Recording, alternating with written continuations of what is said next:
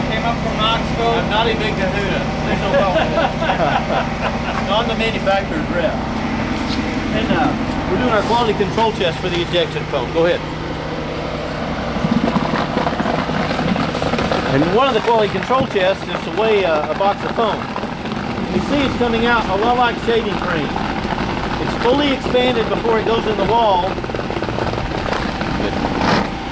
All the way off. So unlike the can foam, great stuff, where you squirt it out and 30 minutes later it's 5 times as big or whatever, this doesn't do that. And a freshly made box of foam is supposed to weigh between 3 pounds 8 ounces and 4 pounds. So this is about 3 pounds 12 ounces. So that demonstrates that my customer here, it's not their first rodeo. They might know what they're doing. It's the perfect weight and consistency to flow through and not shrink up in the wall or create wet walls. So two quality expand and cause expand. It's fully expanded. Sure, you can touch it. I mean, it rinses off with water. Also, unlike the canned foams, you ever get that canned foam stuff on you? Oh yeah. It don't come off. How'd you get it off? Gasoline doesn't work. Kerosene doesn't work. It wears off. Methylene chloride works pretty well. Sandpaper works. Sandpaper works. Well, this, you can just wash it off with water. It's water-based foam. Awesome. And the extra we throw into the landscaping to feed it. It contains nitrogen. So it's even used as a soil enrichment in some foreign countries on golf courses to aerate the roots of grass and makes them require less water. Not that you care about that.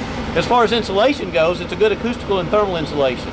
Similar kind of stuff is used to insulate Walmart, Lowe's, grocery stores, Kroger.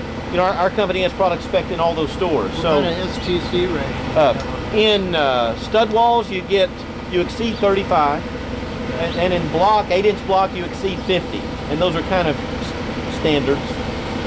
But typical to most insulations, add 4 to 6 points to the STC rating of a typical wall. So that's about what you get. So these guys have done the quality control checks. They've mixed up the chemicals.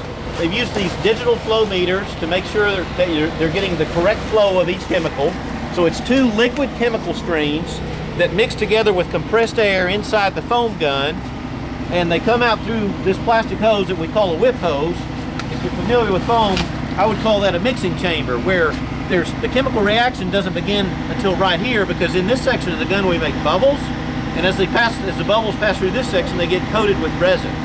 So that's where the chemical reaction begins. We need a little bit of residence time in order for the two to chemically react and bond together so they won't fall apart when they go inside the wall. So typical quality control checks, make sure your flow meters are right, make sure the consistency of the foam is right. You can tell it's right when the foam does what we call breaking. See how it breaks apart like that? That's good consistency. You look at the cell structure, make sure there's no layers in it. It's good homogeneous cell structure. And then you weigh a box of foam to make sure you've got your air setting right, and then you're ready to inject foam in the wall. At that point, I'll defer to you. All right. Well,